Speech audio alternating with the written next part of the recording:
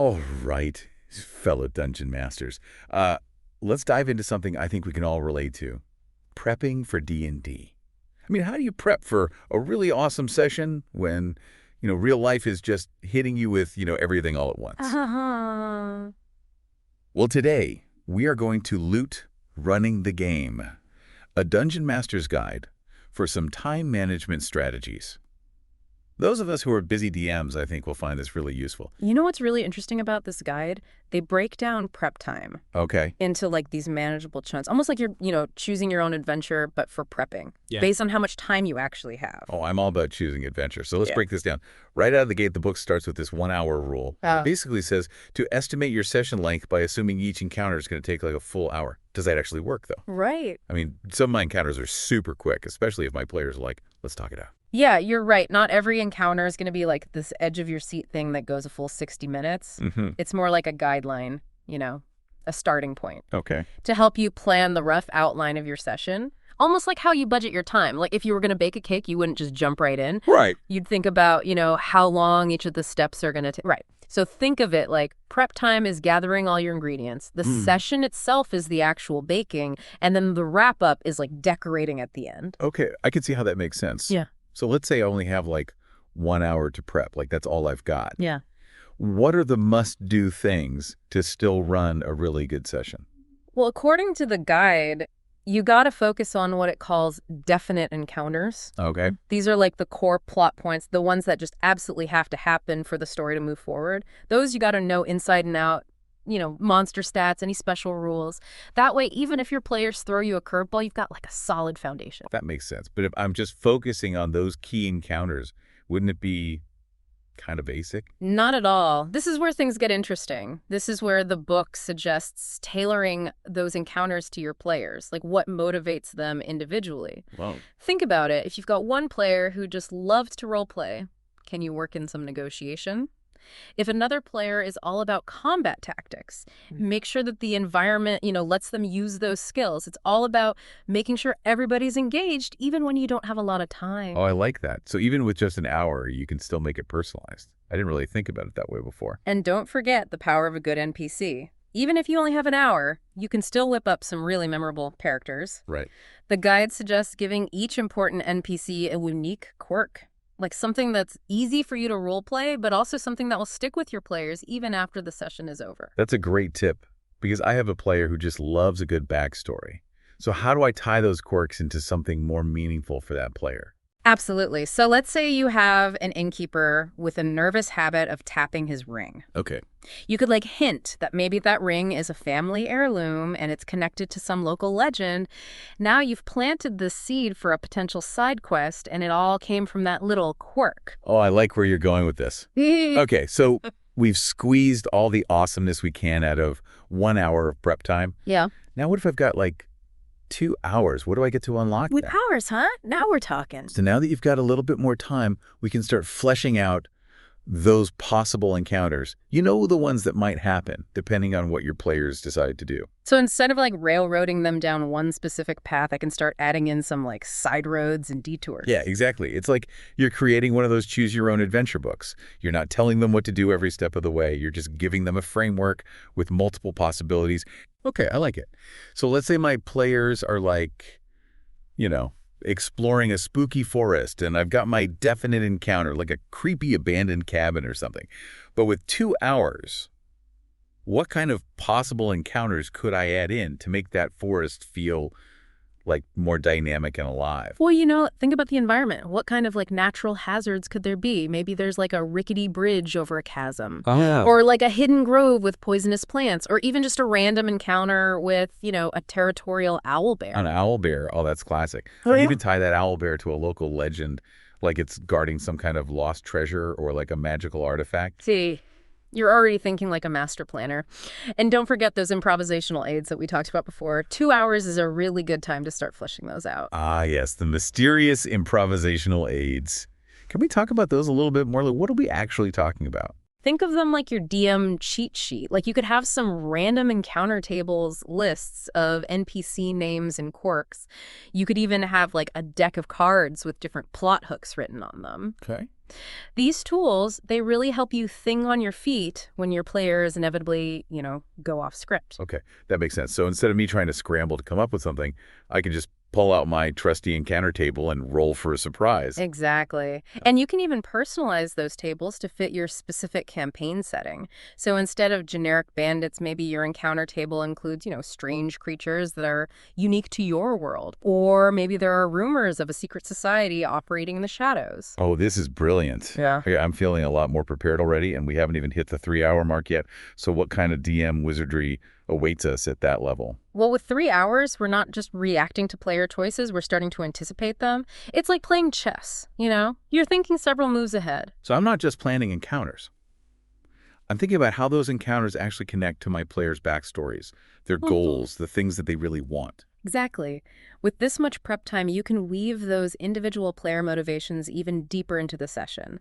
Like, imagine the look on your player's face when they realize that you created something specifically for their character, something that ties into their backstory or their personal goals. Oh, that's what I love about DMing, those moments of genuine surprise and delight when you connect with your players on a personal level. Okay, so how do we actually do this? Like, give me some concrete examples.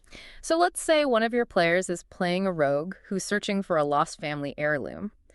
With 3 hours of prep, you could create a side quest where they have to track down a shady antiques dealer who might have information about that heirloom. Ooh. I could even, plant clues throughout the main quest that hint at the heirloom's location. Maybe they discover a cryptic message in an ancient book, or they overhear a whispered conversation at a tavern. It's like leaving breadcrumbs for them to follow. Exactly. And because you've had time to think ahead, you can make sure those breadcrumbs feel organic and natural, not forced or contrived. Okay, so with 3 hours, we're talking detailed, definite encounters, fleshed out possible encounters, and depersonalized storylines woven into the main narrative. This is starting to sound like a DM's dream come true. It's a level of preparation that allows you to really create a truly immersive and engaging experience for your players. But it's still just the tip of the iceberg. There's one final tier to unlock the elusive 4-hour prep session. 4 hours. That's practically a mythical beast for a busy DM like me. But I'm dying to know what treasures await in this realm of legendary preparation. 4 hours of prep time, huh? That's like finding a legendary magic item for a DM. I can barely imagine what that looks like. It's beautiful. 4 hours lets you go beyond individual encounters, and you can start crafting a really epic narrative arc. We're talking like fully fleshed out main quest lines, interwoven side quests, a world that just feels like it's bursting with possibility. Okay, now I'm officially drooling.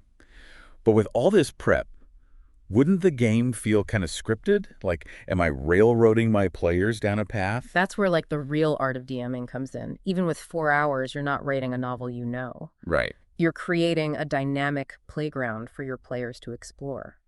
You're anticipating their choices, not dictating them. So it's like I'm building this world with all these secret doors and hidden passages, and my players get to choose which ones to open.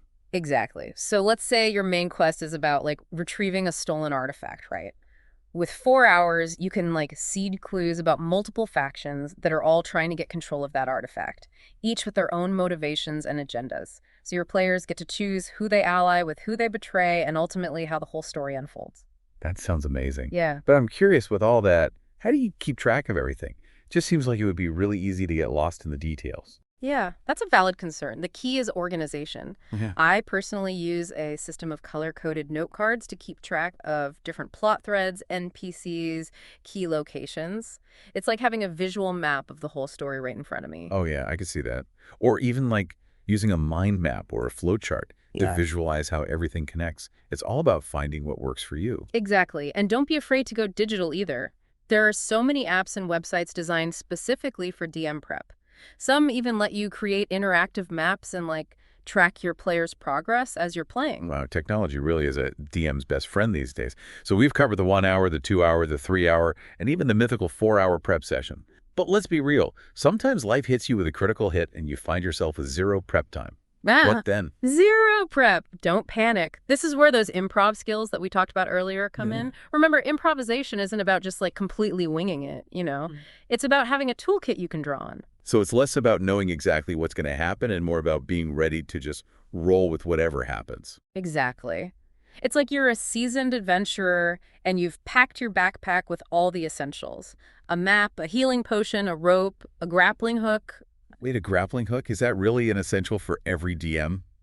Okay, maybe not literally, but Yeah. you get the idea. You're equipped to handle whatever comes your way, even if you don't know exactly what that is. Okay, I'm starting to feel a lot less like I'm about to face a TPK. Yeah. And more like I'm ready for an epic adventure. But let's get specific. What are some things I can actually do when I have literally zero time to prep? First, tap into that knowledge you already have of your campaign world.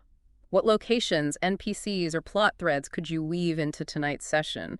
Maybe there's a rumor you've been hinting at, or an unresolved conflict that's been simmering in the background. Right, repurposing existing elements and connecting them in new ways. I like it. And don't underestimate the power of a simple random encounter table. There are tons of these online, or you can make your own based on your campaign setting. Just roll a die and see what happens. Ooh, I like that. A little element of surprise. And remember, the best improv often comes from collaboration. Don't be afraid to ask your players for ideas. Hey, what kind of challenges are you feeling up to tonight? You might be surprised at how creative they can be.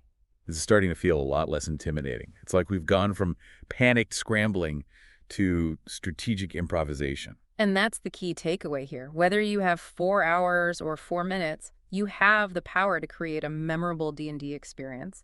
It's all about using the tools that you have, trusting your instincts, and embracing that collaborative spirit of the game. Beautifully said. And on that note, we've reached the end of our deep dive into running the game, a Dungeon Master's Guide.